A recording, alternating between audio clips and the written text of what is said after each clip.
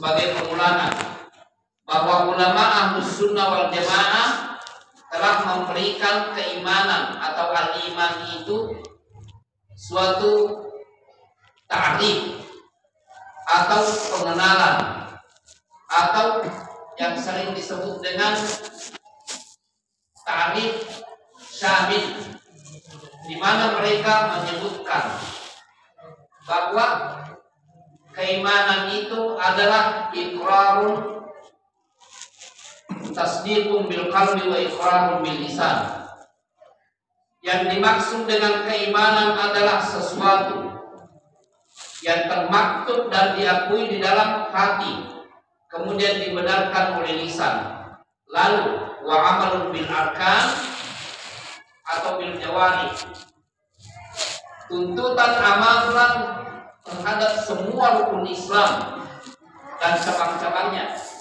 Begitu juga yazidu bil maksiyah, yazidu bil taati wa yanqusu bil maksiyah. Keimanan ini selalu bertambah dengan ketaatan, wa yanqusu bil maksiyah, dan selalu berkurang apabila ada kemaksiatan. Kaum muslimin, ta'rif atau definisi ilmiah yang ulama Ahlus Sunnah wal Jamaah sebutkan ini betul-betul realistis. Sebab andaikan pengakuan hanya cukup dengan lisan, maka yang paling mulia di sisi Allah Subhanahu wa taala adalah orang-orang munafik yang Allah Subhanahu wa taala jelaskan, yaquluna bi alsinatihim ma laysa fi qulubihim. Mereka mengungkapkan sesuatu dengan lisan mereka yang pada dasarnya tidak ada di dalam hati mereka. Artinya mereka mengaku beriman tapi hati mereka tidak menerima. Ini adalah masalah pokok. Ketika ulama fikih dan ulama akidah sama-sama membahas masalah niat di dalam ibadah, selalu diperjelas bahwa semua amalan itu harus didahului dengan keilmuan dan niat. Muncullah kaidah yang disebut dengan pengetahuan sebelum amalan. Al-ilmu qabla al-amal. Apa sebabnya? Karena seseorang tidak bisa meniatkan suatu ketaatan kepada Allah kalau dia tidak mengetahui hukum amalan yang akan dia kerjakan. Dalam arti, bagaimana mungkin seseorang bertakwa kepada Allah Subhanahu wa taala kalau dia tidak mengetahui bagaimana bertakwa kepada Allah? Harus dengan ilmu. Inilah pentingnya kajian. Inilah pentingnya khutbah. Inilah pentingnya perkuliahan, dan inilah pentingnya bacaan. Kaum muslimin, permasalahan ini sangat penting. Mengapa? Karena terkadang seseorang melakukan sesuatu perbuatan yang dia tidak sadari bahwa perbuatan itu sangat berbahaya baginya. Baru saja kita dengarkan bahwa ada kajian yang namanya pembahasan nawaqidul Islam, hal-hal yang bisa membatalkan keislaman. Ini harus diwaspadai. Jangan sampai ada di antara pembatal-pembatal ini yang mendekati diri kita. Makanya harus dikaji, sebab hal itu sangat berbahaya. Kaum muslimin, keterpaduan antara amalan lahir dan batin termaktub dalam sabda Rasulullah sallallahu alaihi wasallam, "Innallaha la yanzuru ila ajsamikum wa la ila suwarikum, walakin yanzuru ila qulubikum wa a'malikum." Sesungguhnya Allah tidak meninjau hanya kepada perbuatan lahir kalian, dan juga tidak meninjau saja, tidak melihat kepada penampilan kalian, walakin yanzuru ila qulubikum wa a'malikum. Tapi Allah memandang kepada isi hati kalian dan juga perbuatan kalian. Harus ada keterpaduan kesesuaian antara amalan mati dengan perbuatan lahir. Keikhlasan yang selalu ditegaskan oleh para ulama sebagai syarat diterimanya setiap amalan tercakup dalam hal ini. Sebab mereka meletakkan syarat diterimanya amalan. Yang pertama harus dilakukan dengan ikhlas, dan ini amalan batin yang hanya diketahui oleh Allah Subhanahu wa Ta'ala. Sesama makhluk tidak bisa saling mendeteksi karena ini masalah lain. Hanya Allah yang mengetahui apa yang terbetik dalam hati setiap insan. Walaqad khalaqnal insana wa na'lamu ma tuwaswisu bihi nafsuhu. Sesungguhnya kami telah menciptakan manusia dan kami mengetahui apa yang terbetik di dalam hati manusia. Hanya Allah yang mengetahui. Makanya ketakwaan ini Nabi Shallallahu Alaihi Wasallam bersabda, at-taqwa hauna, at-taqwa hauna, at-taqwa hauna. 3 kali Nabi Shallallahu Alaihi Wasallam bersabda dan mengulangi hal ini. Ketakwaan itu di sini, ketakwaan itu di sini, ketakwaan itu di sini. Karena hati ini harus mengikrarkan setiap amalan yang kita lakukan. Justru hati inilah yang menggerakkan. Apakah penggerak ini ikhlas semata-mata kepada Allah Subhanahu wa Ta'ala atau ada tujuan lain? Keikhlasan atau riya? Ini pembahasan yang selalu dikedepankan oleh para ulama ketika membahas masalah ibadah, ketika membahas masalah amalan sebagai syarat diterimanya ibadah kita kepada Allah Subhanahu wa Ta'ala. Kaum muslimin, kita harus menyesuaikan antara perbuatan lahir dan perbuatan batin kita. Semua amalan yang kita lakukan, ibadah yang kita laksanakan setiap saat harus dengan keikhlasan. Dan yang kedua, harus sesuai dengan tuntunan Rasulullah Sallallahu Alaihi Wasallam. Karena semua ibadah yang ada di dalam Islam itu yang berhak menjelaskan sepenuhnya adalah utusan Allah Subhanahu wa Ta'ala. Karena memang Allah menugaskan Rasulnya untuk itu. Allah Subhanahu wa Ta'ala berfirman, wa anzalna ilaikal dzikra litubayyina lin-nasi ma nuzzila ilaihim. Kami turunkan al-dzikr, Al-Quran itu kepada wahai Muhammad, litubayyina lin-nasi ma nuzzila ilaihim, agar engkau yang menjelaskan kepada umat manusia apa isi wahyu yang diturunkan kepada mereka. Oleh karena itu kaum muslimin, semua ibadah kita harus bersumber kepada dalil penjelasan utusan Allah Subhanahu wa Ta'ala kepada umat manusia. Inilah tujuan utama daripada pengutusan para rasul, yaitu untuk menjelaskan bagaimana cara beribadah, bagaimana cara bertakarrub, bagaimana cara bertakwa kepada Allah Subhanahu wa Ta'ala.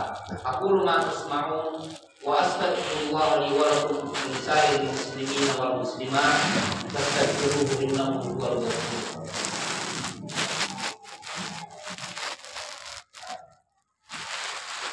Alhamdulillahirabbil alamin, wassalatu wassalamu ala Rasulillah wa ala alihi wa sahbihi ajma'in wa man tabi'ahum bi ihsanin ila yaumiddin, amma ba'd. Kaum muslimin, baru saja kaum muslimin, saudara-saudara kita menunaikan ibadah haji yang Allah mudahkan untuk mendapatkan jasa keberangkatan.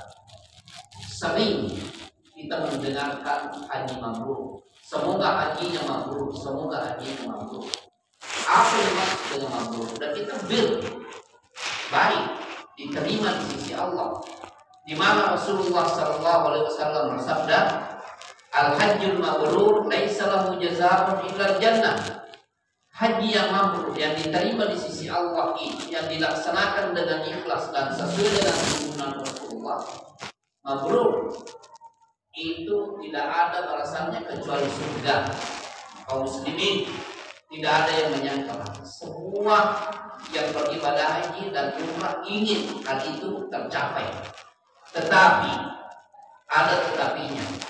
Sampai di manakah usaha kita ini melaksanakan perintah Nabi Sallallahu Alaihi Wasallam, di mana beliau bersabda, "Khudhu anni manasikakum."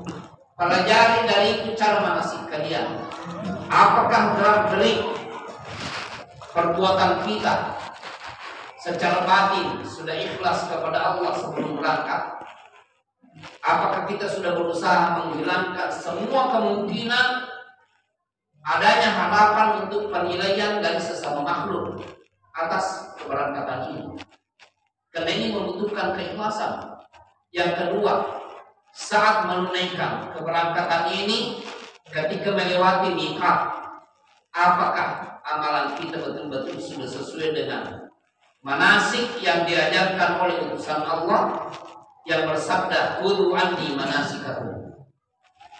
Laksanakan dariku, contoh dariku, ambil dariku cara pelaksanaan manasik kalian, baik itu umrah maupun haji, harus sesuai dengan tuntunan Rasulullah SAW di atas keikhlasan. Begitupun ibadah-ibadah yang lainnya. Salat 5 waktu yang kita lakukan setiap hari dan setiap malam ini, yang kewajibannya 5 kali, itu betul-betul harus memenuhi kriteria ilmiah, keikhlasan dan juga kesesuaian dengan tuntunan Rasulullah yang bersabda, "Wasallu kama ra'aitumuni usalli." Salatlah kalian sebagaimana kalian melihat aku salat. Dan para ahli hadis di kalangan ahli sunnah wal jamaah telah melaksanakan amal ilmiah dengan membukukan hadis-hadis tentang salat Nabi sallallahu alaihi wasallam. Kaum muslimin, kewaspadaan terhadap suatu amalan batin yang mungkin tidak terdeteksi oleh sesama makhluk harus diwaspadai. Kalau tadi disinggung ada kajian nawaqidul Islam, pembatal keislaman, kita sebutkan di antaranya yang terkait dengan khutbah ini, bahwa membenci adalah amalan hati. Disebutkan bahwa membenci sesuatu ajaran Allah atau tuntunan utusannya sallallahu alaihi wasallam adalah penyebab gugurnya keislaman, dan ini harus diwaspadai. Sebab di dalam surat Muhammad Allah Subhanahu wa taala berfirman, "Dzalika bi annahum karihu ma anzalallahu wa ahbata a'malahum." Orang kafir itu tidak diterima amalannya. Kekafiran mereka berasal pada apa? Karihu bima anzalallah. Mereka membenci apa yang Allah turunkan. Al-Quran yang Allah turunkan itu dibenci. Maka Allah membatalkan, menghapuskan, tidak menerima amalan mereka.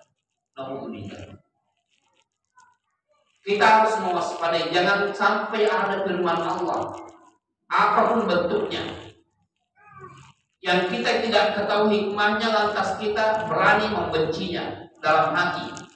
Waspadai hal ini, kebencian. Begitu juga mungkin tidak ada yang mendeteksi sikap mengolok-olokkan